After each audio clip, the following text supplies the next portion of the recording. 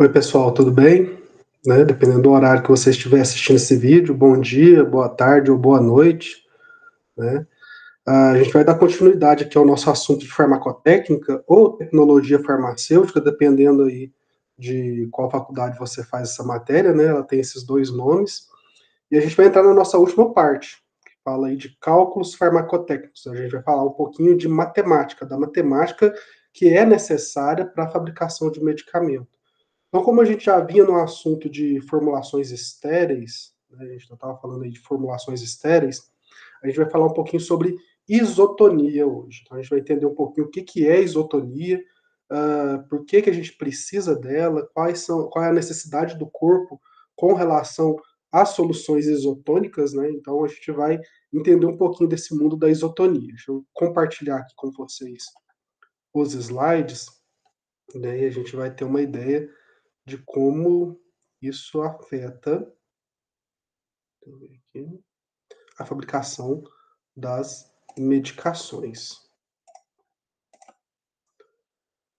Acho que agora vocês já estão vendo os slides, então, cálculos farmacotécnicos, soluções isotônicas. Né? Então, a gente vai falar aí de formas farmacêuticas líquidas ainda, formas farmacêuticas líquidas estéreis. É um dos requisitos para as formulações farmacêuticas líquidas estéreis a questão das isotonias. Né? O que, que seria isso? Né? Bom, para a gente entender um pouco de isotonia, a gente tem que entender da questão da pressão osmótica. Né? O que, que seria essa pressão osmótica? Vamos pegar aqui um exemplo de célula. Né? A célula é uma hemácia. Tá? Então, quando a gente tem uma solução isotônica, né, ela tem a pressão osmótica idêntica à das células, a que as células do nosso corpo suportam. Né? Por exemplo, uma hemácia. Tá? Então, ela tem ali uma entrada e saída de água dessas células igual. Então, ela vai ficar estável. Então, a solução isotônica é uma solução que deixa as células estáveis, desculpe.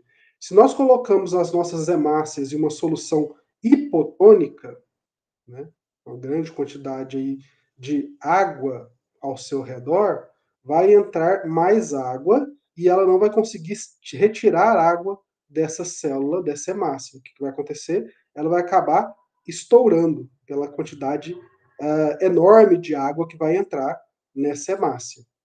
Certo? Então, uma isotônica seria ideal. Entrada e saída de água são soluções que mantêm o equilíbrio aí osmótico, da pressão osmótica dessas células. Tá?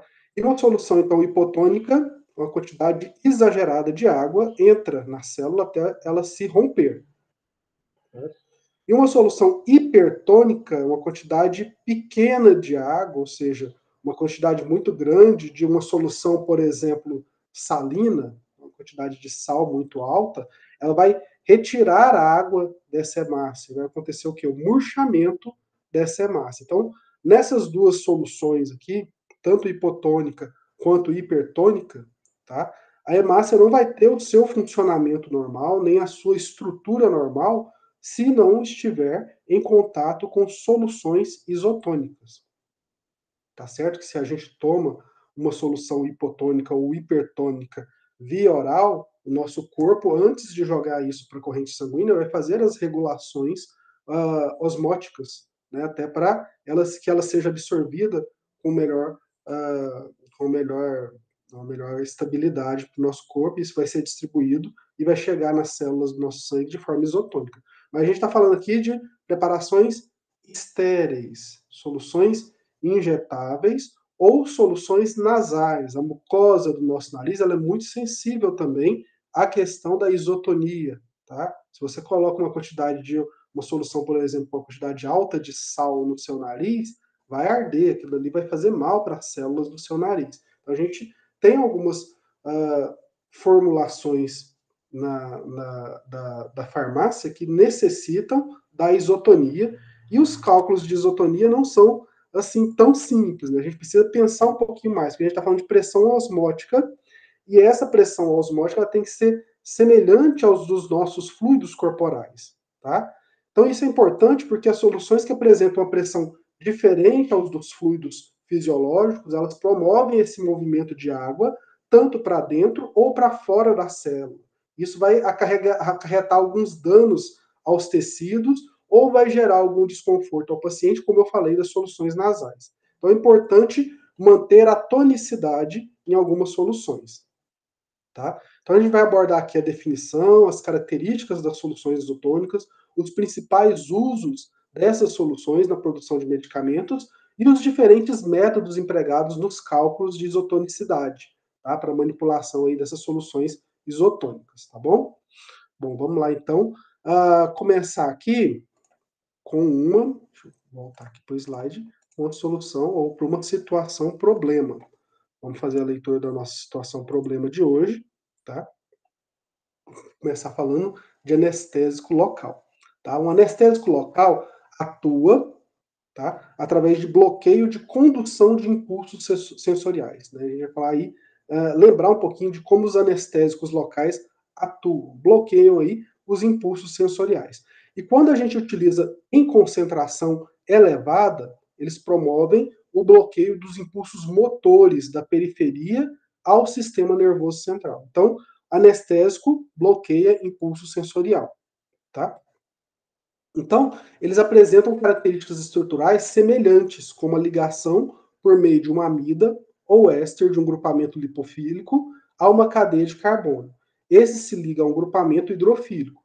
A gente tem como exemplo de anestésico que age assim a lidocaína, né, bastante utilizado aí para anestesia local. Tá?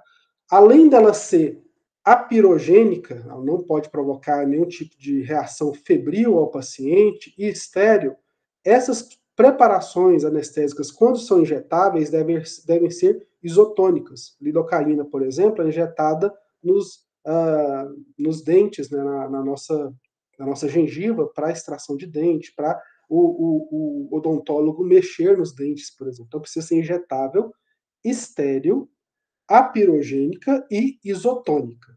Tá? Se uma injeção dessa hipertônica for aplicada na corrente sanguínea, as células sanguíneas podem ocorrer murchamento, elas fazem uma contração, igual a gente mostrou na imagem anterior, e se uma solução hipotônica for aplicada, pode provocar hemólise das hemácias. Assim, para não ter dano, os injetáveis têm que ser isotônicos. Tá? Então, para a gente colocar em prática esse conhecimento, vamos analisar a seguinte situação problema. Vamos considerar que você é um farmacêutico responsável por uma indústria farmacêutica e vai preparar 500 centímetros cúbicos. O que é um centímetro cúbico? ml, 500 ml ou 500 centímetros cúbicos de uma solução de cloridrato de lidocaína, esse anestésico que a gente acabou de falar. Né?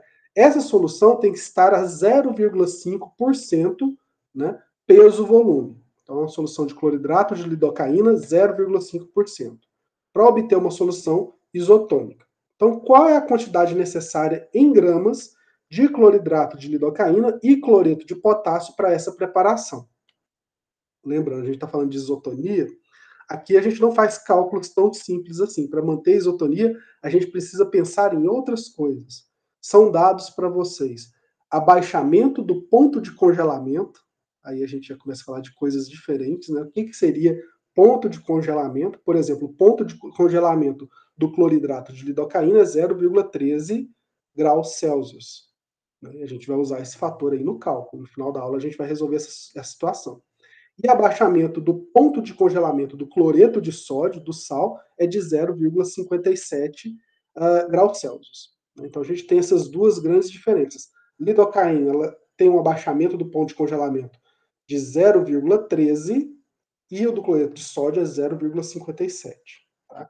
Vamos entender um pouquinho sobre isso e aí a gente volta nessas contas, né, com relação a essas contas da isotonia. Então, nossa situação problema é resolver os cálculos de uma solução isotônica de cloridrato de lidocaína a 0,5%. Tá? Na imagem a gente mostra, por exemplo, cloreto de sódio 0,9%. Esse seria o padrão de solução isotônica realizada com sal, né, o cloreto de sódio. Né? A quantidade de 0,9% seria a solução ideal de isotonia para as nossas membranas, para a nossa corrente sanguínea. Vamos lá.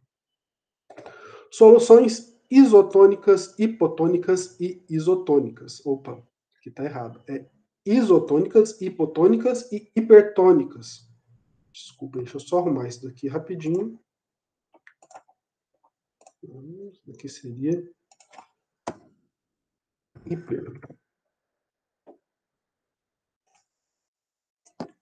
Deixa eu ver se já arrumou o nosso slide. Hipertônicas, isso mesmo. Será que estão todos assim? Vou só conferir isso aqui rapidinho.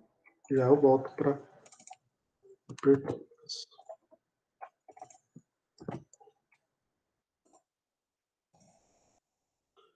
A gente faz rapidinho os slides, acaba que alguma coisinha ou outra fica a desejar.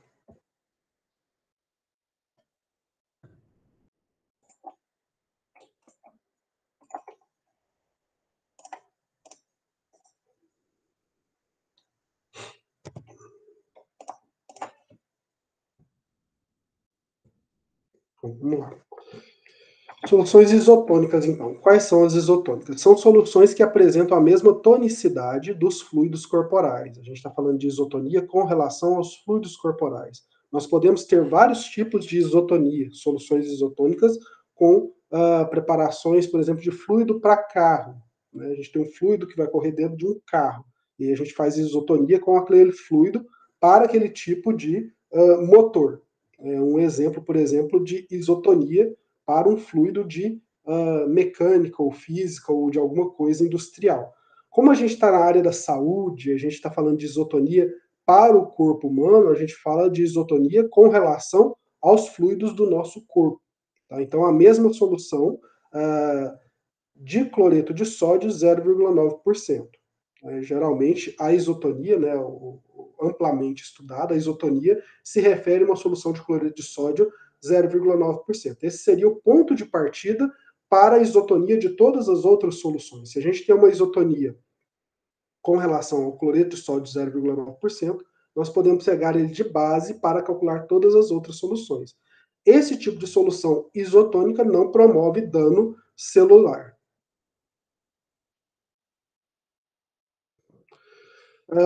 Soluções hipotônicas são soluções que apresentam uma pressão osmótica inferior ao dos fluidos corporais. Isso é menor do que a solução de cloreto de sódio, 0,9%.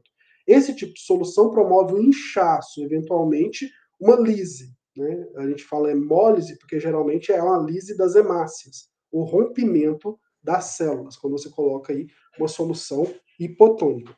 É muito utilizado soluções hipotônicas para, por exemplo, você conseguir extrair o conteúdo celular de algumas células animais. Tá? Para que a gente vai precisar disso? Né? A gente está lá na produção de enzimas, por exemplo. As enzimas são produzidas dentro do corpo de animais.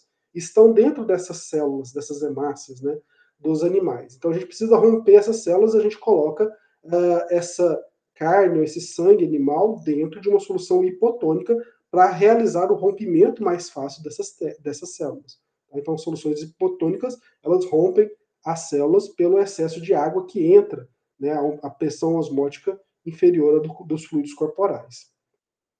E quando a gente tem uma solução hipertônica, a gente tem soluções que apresentam pressão osmótica maior do que a dos fluidos corporais. Tá? Então,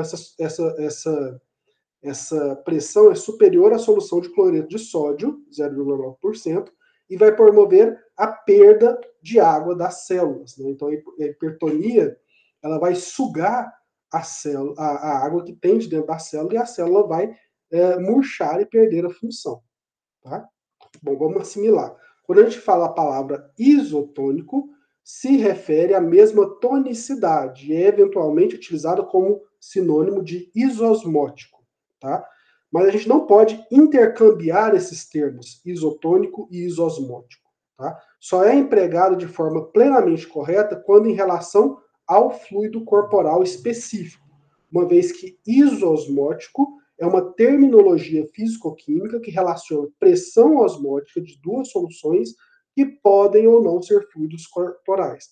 Por isso que eu falei, a gente está falando de isotonia com relação a fluidos corporais. Se a gente vai lá para a mecânica dos carros, você pode ter dois fluidos isoosmóticos, que têm a mesma osmolaridade, a mesma pressão osmótica, que são completamente diferentes da osmolaridade do nosso fluido corporal. Então, tomem muito cuidado com esses termos, com a leitura desses termos e com o emprego desses termos na farmacotécnica, tudo bem? Quais são os principais usos das soluções isotônicas na produção de medicamentos? Nós temos aí soluções injetáveis, soluções nasais e soluções oftálmicas, certo? A gente tem, por exemplo, que preparações farmacêuticas que têm a mesma tonicidade de fluidos corporais como sangue e lágrima, né, que são dois fluidos corporais que a gente mais utiliza, são chamados isotônicos, tá? E essa pressão osmótica, tá, corresponde à solução do cloreto de sódio a 0,9%. Então, cloreto de sódio 0,9%, isotônica com relação aos fluidos fisiológicos, aos fluidos corporais. Assim, a gente né, quando a gente produz esse tipo de solução isotônica, as células não vão perder água e desidratação ou ganhar água com o fluido que será injetado ou utilizado ali na membrana ou na mucosa que você vai colocar essas soluções.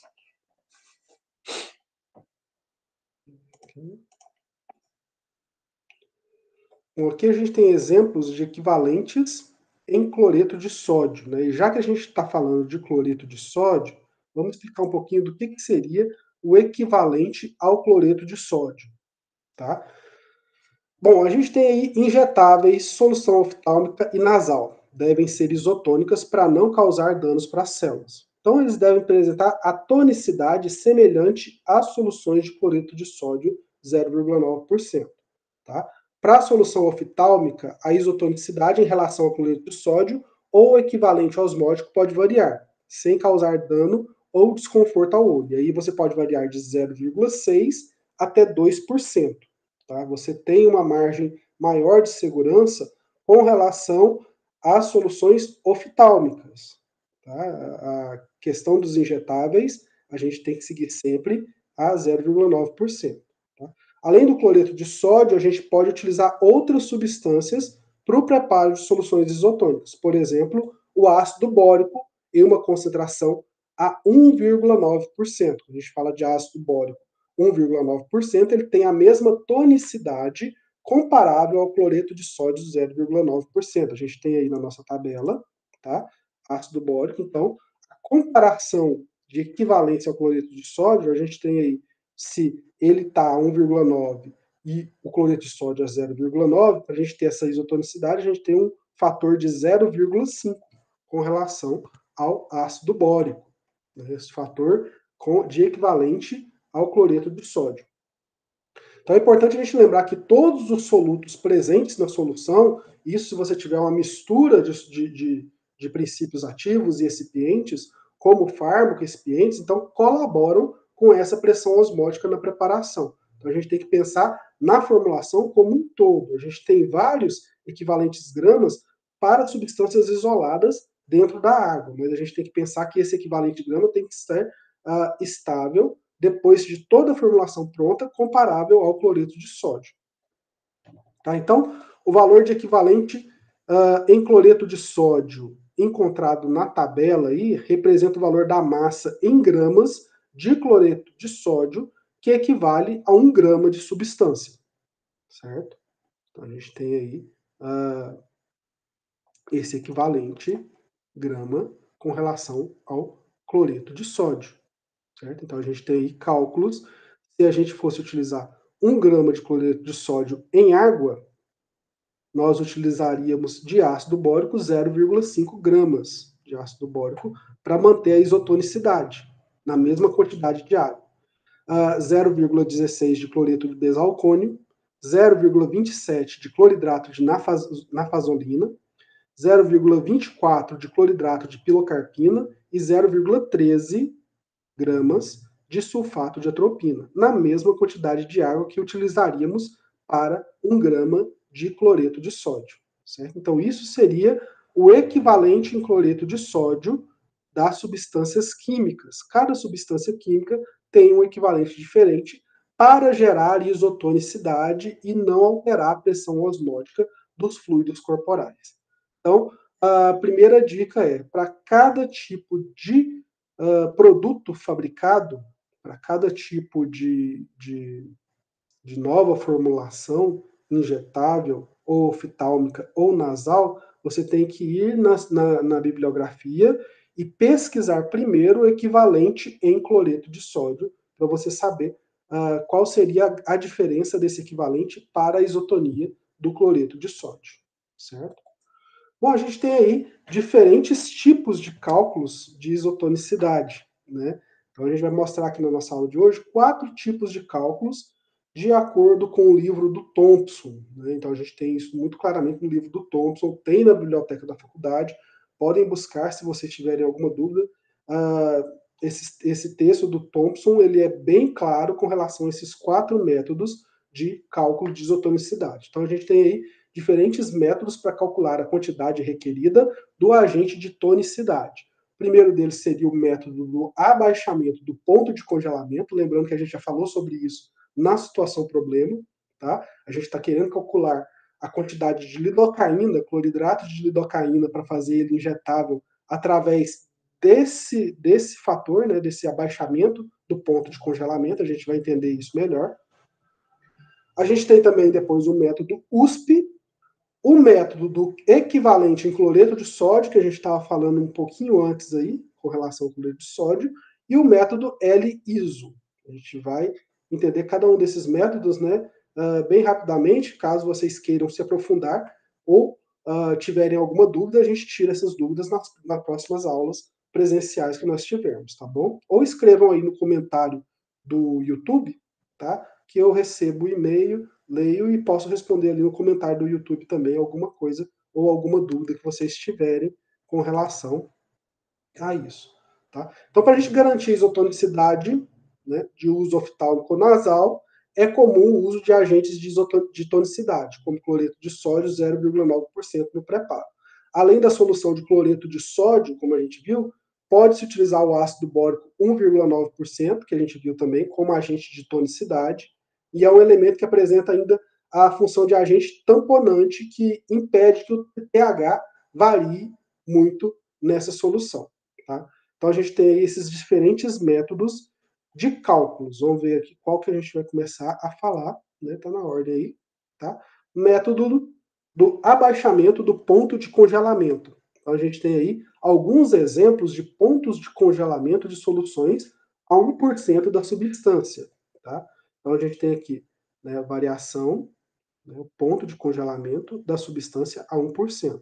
Ácido bórico 0,29, cloreto de benzalcônio 0,09, cloridrato de nafazolina 0,15, cloridrato de pilocarpina 0,13 e sulfato de atropina 0,07. O que eu quero com esse ponto de congelamento? Bom, então a gente usa esse método do ponto de congelamento, a gente emprega esse ponto de congelamento das substâncias da formulação. Tá? Alguns pesquisadores verificaram que os pontos de congelamento dos fluidos corporais críticos, como sangue e lágrima, são de menos 0,52 graus Celsius. Tá? Então, o princípio ativo em solução deve apresentar o mesmo ponto de congelamento dos fluidos corporais, para garantir isotonicidade com os fluidos biológicos. Tá? Então, a gente encontra aí na literatura especializada tabelas como essa que vocês estão vendo no slide, que demonstram os valores do ponto de congelamento a 1% de diferentes substâncias. Tá? Então, a gente usa esse ponto de congelamento para determinar a concentração que nós vamos utilizar, né? Determinação da quantidade de agente de tonicidade empregada pelo método do abaixamento do ponto de congelamento para a obtenção da isotonicidade da solução, pode ser realizada pela fórmula a seguir. W, que é igual a 0,52 menos A dividido por B. O que seriam essas variáveis? W é a massa em gramas do agente de tonicidade para 100 ml da solução para obtenção da isotonicidade. Então, A seria a concentração do fármaco vezes abaixamento do ponto de congelamento a 1%, e o B é o abaixamento do ponto de congelamento do agente de tonicidade. Então, a gente vai colocar essa concentração vezes o abaixamento em A e dividir pelo abaixamento do ponto de congelamento B. Tá?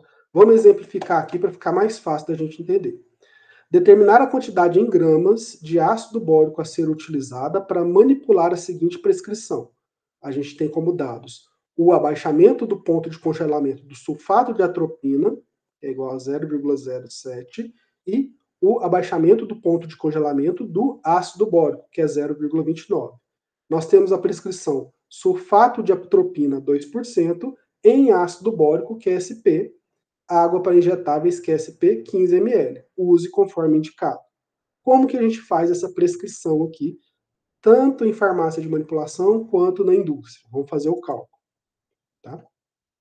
Então, a gente tem aqui, né, 0,52 menos A dividido por B é igual ao W, tá? Que é a massa do agente de tonicidade em 100 ml da solução para obtenção da isotonicidade. A é a concentração do fármaco vezes o abaixamento do ponto de congelamento. Tá? O que a gente tem como dado? Voltando aqui, né? Sulfato de atropina, esse abaixamento do ponto de congelamento é 0,07. Então a gente coloca aqui, né? A concentração 2, de onde a gente tirou esse 2? Da prescrição, 2%, vezes o abaixamento do ponto de congelamento, aqui 0,07, dividido por 0,29, que é o agente de tonicidade, que seria o ácido bórico. Né? O ponto de congelamento dele, o abaixamento do ponto de congelamento dele é 0,29. Então a gente completa todas as variáveis da nossa fórmula. E fazendo os cálculos, 0,52 menos essa continha aqui, dividido por 0,29, nós temos 1,3 gramas para 100 ml. Né? E a gente faz uma última conta. Nós vamos precisar de 15 ml, né? Aqui, ó, de água para injetar. Então, a gente achou a quantidade que é necessária para 100 ml. Por regra de 3 simples, nós temos que X, né, que é a quantidade para 15 ml, é de 0,195 gramas. Tá? Então, como resposta, a gente tem que a quantidade necessária para a prescrição é de 0,195 gramas de ácido bórico. Tá? Então, é uma fórmula simples. Se você tem essas tabelas de ponto de congelamento, deixa eu voltar aqui na tabela, tá? Aqui é a tabela de ponto de congelamento, existem essas tabelas em várias bibliografias, tá? Você pode utilizar essa fórmula para calcular a concentração da sua solução para que ela seja isotônica. Então, esse é o primeiro método, calcular através do abaixamento do ponto de congelamento. Significa que você está calculando uma solução que vai se congelar na mesma temperatura ou muito próximo da temperatura dos fluidos corporais. Então, a tonicidade dela vai ser muito parecida ou bem próxima mesmo à dos fluidos corporais, certo? Então, esse é o nosso primeiro método. Nosso segundo método é o método USP. Né? De modo geral, o método USP é realizado pelas seguintes etapas. Primeiro, a gente calcula a massa em gramas do princípio ativo empregado na solução. Consulte uma tabela disponível em literatura específica do volume de água em ml utilizado no preparo da solução isotônica contendo 1 grama da droga. A gente tem um exemplo aqui, a tabela 3.4. Então, a gente precisa ter algo a mais. A gente precisa ter em literatura a quantidade de água que a gente precisa para ter uma solução isotônica com 1 grama dessa droga que a gente precisa. Terceiro, calcula o volume de água necessário. E quarto, verifica a diferença entre o volume final desejado e o volume de água. O resultado será o volume do agente de tonicidade. Vamos ver se a gente tem um exemplo aqui de cálculo no método USP. Tá? Aqui a gente tem a fórmula, que o cálculo do volume de água pelo método USP também pode ser feito pela fórmula a seguir. V é igual a M vezes E vezes 111,1, onde V é o volume de água em mililitros que nós vamos precisar, M é a massa do fármaco em gramas, E é o equivalente em cloreto de sódio do fármaco e 111,1 é um volume em mililitros da solução isotônica obtida pela solução de 1 grama de cloreto de sódio em água. Ok? Então a gente tem essa fórmula para calcular o método USP também. Vamos lá. Aqui na tabela a gente tem alguns exemplos de volume de água em ml utilizado no preparo da solução isotônica contendo 1 grama da substância. A gente tem que para o ácido bórico, nós precisamos de 55,7 ml para diluir 1 grama de ácido bórico. Então esse volume aqui é o volume de água que a gente precisa para dissolver 1 grama dessa substância e obter uma solução isotônica, cálculo direto. A gente precisa aí de, por exemplo, para cloreto de benzacônio, 17,8 ml de água. Para cloridrato de nafazolina, 25,7 ml de água. Para cloridrato de pilocarpina, 26,7 ml de água. E sulfato de atropina, 14,3 ml de água, para dissolver 1 grama de cada uma dessas substâncias. Tá? Então a gente tem agora o método do equivalente em cloreto de sódio, né, que é o equivalente em cloreto de sódio, que tem essa simbologia, é 1% NaCl, que simboliza a massa em gramas de NaCl para a obtenção de um efeito osmótico semelhante a 1 grama da droga. Esse método baseia-se no fato da solução aquosa de 0,9% de cloreto de sódio tornar a solução isotônica. De modo geral, são realizados os seguintes procedimentos para a determinação de quantidade de gramas ou volume do NaCl pelo método equivalente de cloreto de sódio. Vamos ver. Primeiro a gente calcula a massa do fármaco utilizado na formulação, depois consulta em uma tabela disponível em literatura específica o equivalente em cloreto de sódio para esse fármaco, calcula a quantidade em gramas de cloreto de sódio equivalente à massa em gramas do princípio ativo dessa solução, faz o cálculo da quantidade em gramas de NaCl necessária para preparar o volume requerido final. Caso não haja outro soluto presente, a massa de cloreto de sódio pode ser determinada pela porcentagem de cloreto de sódio da solução salina, 0,9, multiplicado pelo volume final. Vai ficando mais complicado porque esses outros cálculos são quando você quer fazer soluções isotônicas e você tem menos dados disponíveis em literatura. Você tem aí substâncias novas ou soluções que não são tão comuns na literatura, certo? Quinto, você subtrai a quantidade em gramas de cloreto de sódio encontrado na etapa 4 pela quantidade em gramas de cloreto de sódio encontrado na etapa 3 e acrescenta da massa em gramas de cloreto de sódio à solução. Se o cloreto de sódio estiver em solução estéril, solução de cloreto de sódio 0,9%, deve-se multiplicar por 100 essa quantidade em gramas de cloreto de sódio obtido na etapa 5, porque ele já está diluído. Em seguida, dividir por 0,9 para obter o volume em ml da solução de cloreto de sódio 0,9%, que deve ser acrescida à formulação para a obtenção de uma solução isotônica. Nesse método aqui, você pode utilizar o sal comum, né, não sal de cozinha, mas o cloreto de sódio PA, né, puro, né, no laboratório, ou você pode utilizar uma bolsa de cloreto de sódio já diluída. Né? Você pode ter isso na indústria ou já na sua farmácia para fazer esse tipo de cálculo de isotonicidade com relação ao equivalente em cloreto de sódio. E por último, o método LISO, desculpa, tá? A gente primeiro determina a concentração molar do princípio ativo. Então o método LISO, ele é mais complicado um pouquinho, porque ele começa falando de molaridade, a gente começa determinando a molaridade do princípio ativo, depois determina, com base na estrutura química da droga, o valor por tipo iônico, e tem isso em tabela disponível na literatura especializada, a gente tem isso como exemplo na tabela 3.5, estima o valor do abaixamento do ponto de congelamento, multiplicando o valor da concentração molar encontrada na etapa 1 pelo verificado na etapa 2. Então, essas duas primeiras etapas são necessárias para a gente achar o abaixamento do ponto de congelamento e depois fazer os nossos cálculos normais. Tá?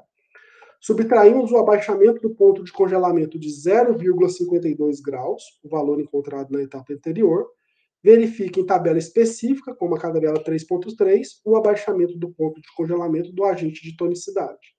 Determinamos a concentração ou a porcentagem do agente de tonicidade necessário na formulação, sabendo que o valor do abaixamento do ponto de congelamento tabelado do agente de tonicidade é para 1%. Calculamos depois a massa em gramas do agente de tonicidade, multiplicando o valor encontrado na etapa anterior pelo volume da solução desejada. Então, o método L-ISO, ele tem mais essas etapas aqui de cálculo de porcentagem, tá? Aqui a gente tem uma tabela do livro do Thompson, né, que fala dos valores médios de L-ISO por tipo iônico. Tá? A gente tem o tipo iônico, por exemplo, não eletrólitos, substâncias que não se dissociam em soluções aquosas. O valor de L-ISO médio é de 1,9, então, como exemplos, nós temos sacarose, dextrose, cânforo e glicerina.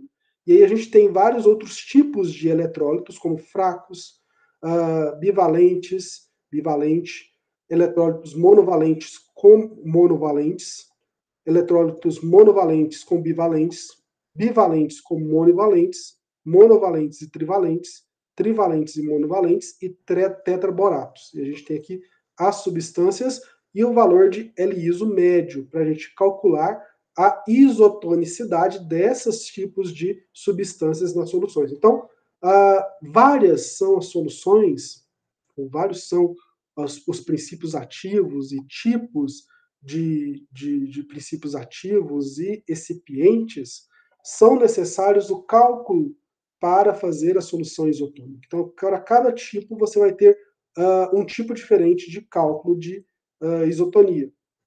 São 4 métodos que a gente falou nessa aula. Então, depende muito de qual você vai utilizar para realizar a sua formulação. Né? Então, você tem que saber quais são os requerimentos de cada um desses tipos, né? Quais são as concentrações necessárias para esses fármacos fazerem efeitos ou para causarem estabilidade na formulação, para você decidir qual método de cálculo melhor a ser aplicado na sua formulação.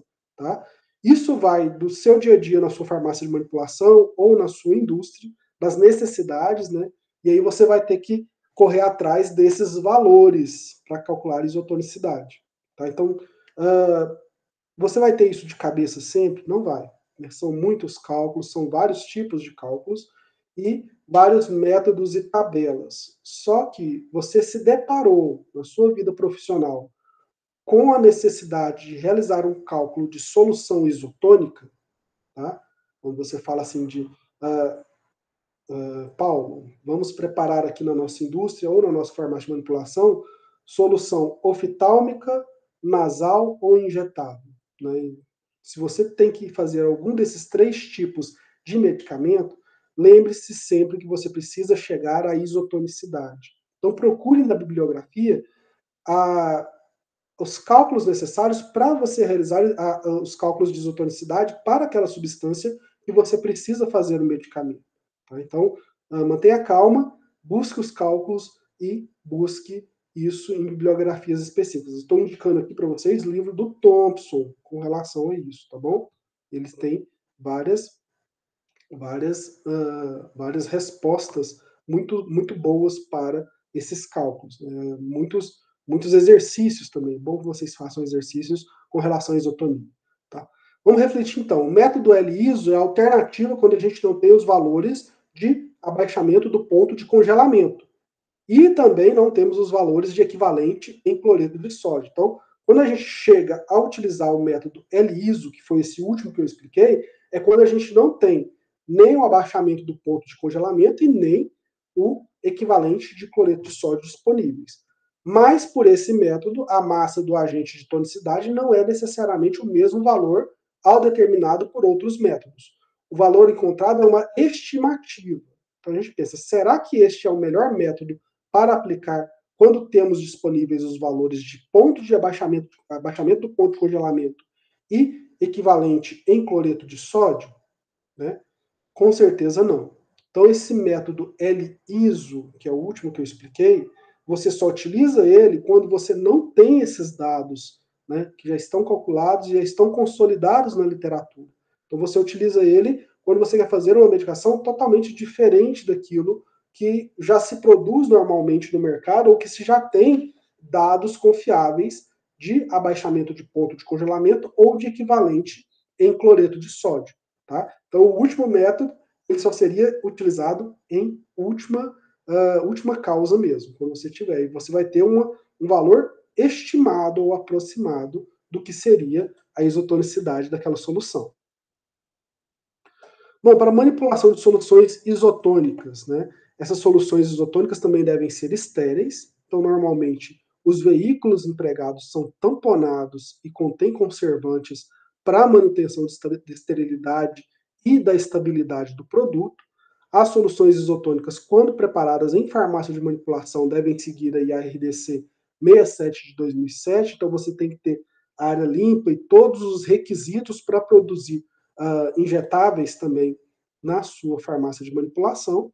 E quando são preparadas pela indústria farmacêutica, devem seguir a RDC 301 de 2019, incluindo as instruções normativas 35 de 2019 e a instrução normativa 41 de 2019. Lá você vai encontrar todas as regras para a realização e a fabricação segura dessas soluções isotônicas, ou dentro da sua farmácia de manipulação, ou dentro da sua indústria. Tudo bem?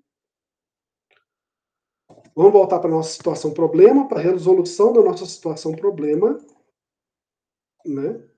Que nós estamos procurando maneiras de calcular aí cloridrato de lidocaína 0,5%. Vamos ver aqui o que a gente tem aqui no nos nossos detalhes. Vão olhando aí que eu vou buscando aqui o texto para a gente discutir junto. Então, para a gente resolver esse problema proposto, né, para valores de velocidade de sedimentação, não, desculpe, botei errado aqui. Isso. Então, a gente resolver esse problema aí, para ampliar a visão acerca das possibilidades de aplicação desses conhecimentos que a gente obteve hoje, tá? Você pode determinar a quantidade de cloreto de sódio a ser empregada por diferentes métodos. Como a gente tem dados acerca do abaixamento do ponto de congelamento dos solutos presentes na formulação, a gente pode utilizar o método do abaixamento do ponto de congelamento, e para determinar a quantidade em gramas de cloridrato de lidocaína, a gente deve verificar a concentração do fármaco. Vamos lá ver a concentração do fármaco. 0,5% peso-volume. 0,5 gramas, ou seja, peso, do soluto em 100 ml da solução. Então, a gente tem que 0,5 gramas do cloridrato de lidocaína devem estar diluídos em 100 ml de solução. Para a gente fazer 500 ml ou 500 centímetros cúbicos, que é o que a gente procura, dentro dessa regra de 3, a gente encontra que a gente vai gastar aí 2,5 gramas de cloridrato de lidocaína. Então, para o cálculo do método de abaixamento do ponto de congelamento, a gente pode usar a seguinte fórmula: W igual a 0,52 menos A dividido por B. Então, a gente tem que 0,52 menos A, que seria a concentração, 0,5, vezes o abaixamento do ponto de congelamento da lidocaína, 0,13, dividido por B, abaixamento do ponto de congelamento do cloreto de sódio. Só confirmar aqui.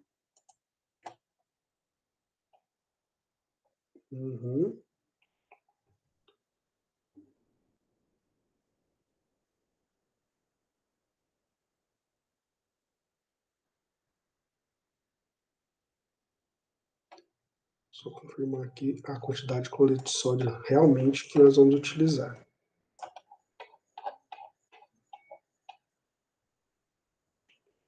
Isso mesmo, esse abaixamento do ponto de congelamento embaixo é do cloreto de sódio, certo?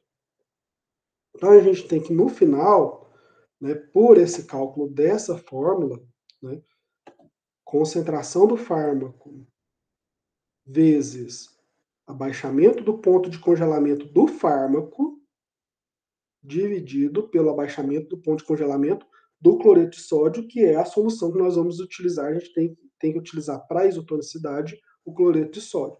A gente tem que o W seria de 0,790 gramas, né? Ou seja, o total da solução, 0,790 gramas. Com esse resultado final de 0,790 gramas, tá? A gente precisa de 0,790 gramas para preparar 100 ml ou 100 centímetros cúbicos. Para a gente preparar 500 ml ou 500 centímetros cúbicos, a gente desenvolve a seguinte expressão. Se a gente utiliza 2,5 gramas de lidocaína, 2,5 gramas de lidocaína e 3,95 de cloreto de sódio, para a gente preparar aí 500 ml ou 500 centímetros cúbicos de uma solução isotônica, certo? Então a gente tem esse cálculo para a gente preparar a solução isotônica de cloridrato de lidocaína. Tá? Esse seria o cálculo necessário para o total. Deixa eu ver aqui. Situação problema número 2, para a gente fazer mais um cálculo para a gente finalizar a aula. Bom, considerando que você é um farmacêutico que vai preparar uma solução isotônica, cuja fórmula é a seguinte: sulfato de atropina 2%, cloreto de sódio 0,9% QSP e água para injetáveis 15 ml. Determine o volume de solução de cloreto de sódio 0,9% a ser empregado nesse preparo. Tá? A gente tem aí que a gente tem o sulfato de atropina, o cloreto de sódio para deixar a solução isotônica, por isso que ele está em QSP. Né? Então a gente tem que saber quanto dessa solução a gente utiliza para deixar essa solução aqui total isotônica. A gente tem como dado que o equivalente em cloreto de sódio para o sulfato de atropina é 0,13, tá? E o volume de 1 grama para 100 ml de sulfato de atropina é de 14,3 ml em 1 grama de sulfato de atropina para a isotonicidade. Tá? Então você tem que avaliar os dados disponíveis, logo determine o volume da solução de cloreto de sódio necessário pelo método USP. Primeiro, você calcula a massa do princípio ativo empregado na solução, você deve avaliar os dados disponíveis, então, né, você vai calcular, então, esse dado de princípio ativo para o cloreto de sódio 0,9%, consulta o volume de água utilizado para a preparação de solução isotônica contendo 1 grama da droga, a gente teve esse dado já disponível, né, 14,3 ml de água para 1 grama de atropina, calcula o volume de água requerido, então se a gente tem que 14,3 ml equivale a 1 grama, 0,3 gramas vai equivaler a X, que é igual a 4,3 ml, e utilizamos a fórmula. V é igual a M vezes E vezes 111,1. E a gente vai calcular que V é igual a 0,3 vezes 0,13 vezes 111,1, que é aproximadamente 4,3 ml. Então, das duas maneiras, nós podemos calcular o volume de água requerido para o sulfato de atropina. Tá? Determinamos o volume em ml do agente de tonicidade, volume é igual a 15 menos 4,3, que é igual a 10,7 ml. Tá? Volume total menos o volume da solução de sulfato de atropina, que a gente vai utilizar. Então, dentro dos 15 ml que nós temos, só voltar aqui, tá? Água para injetável, 15 ml, nós temos que ter dentro dessa ampola a quantidade de sulfato de atropina e o restante de cloreto de sódio de agente de tonicidade, certo? Então a gente vai utilizar aqui, dentro dos 15 ml, menos o que a gente calculou de sulfato de atropina, 10,7 de cloreto de sódio. Então serão utilizados 0,3 gramas de sulfato de atropina e 10,7 ml de solução de cloreto de sódio 0,9%. E completa-se o volume com água até 15 ml para a gente fazer essa ampola de solução isotônica de sulfato de atropina 2%. Ok? Bom, sei que é um assunto um pouquinho complicado, sei que isotonicidade muitas vezes dá aí uma confundida na cabeça nossa, né? A gente fica pensando assim, nossa, será que eu realmente entendi como funciona isso? Tá? Então, se teve alguma dúvida com relação a esses cálculos, não se esqueçam de buscar no livro do Thompson, deixa eu pegar o nome do livro aqui para vocês, rapidinho, eu pego aqui para vocês, que eu fico falando o livro do Thompson, mas não dou o nome do livro, né? Thompson. A Prática Farmacêutica na Manipulação de Medicamentos, terceira edição. Tá? Então a gente tem isso daí. desse livro do Thompson aí, que fala bastante sobre isotonicidade, fala direitinho sobre esses cálculos, tá? Ele vai explicar basicamente do jeito que eu expliquei essa relação de isotonicidade e concentração, certo? E é isso, isotonicidade ela é um pouquinho mais complicada, a gente começa a falar de cálculos farmacotécnicos com isotonicidade, porque ele tem esses 4 meios de calcular, né, que a gente precisa aí, algumas você já tem os dados na bibliografia, outros você tem que buscar os dados para fazer os cálculos corretamente, tá? E é isso, deixem aí os comentários, dúvidas, pode deixar aí na descrição do YouTube, nas perguntas do YouTube, né? Sei que deve ter aí fervido um pouquinho a cabeça de vocês, e busquem exercícios de isotonicidade para realizar aí esses cálculos e ficar cada vez mais fácil a compreensão da realização desses cálculos. Tudo bem? Bom, então me despeço aqui, agradeço a presença de todos, quem acompanhou essa aula até o final, tá? E tenham bons estudos, uma boa semana e qualquer dúvida estamos à disposição, tá bom? Um abraço e até a próxima.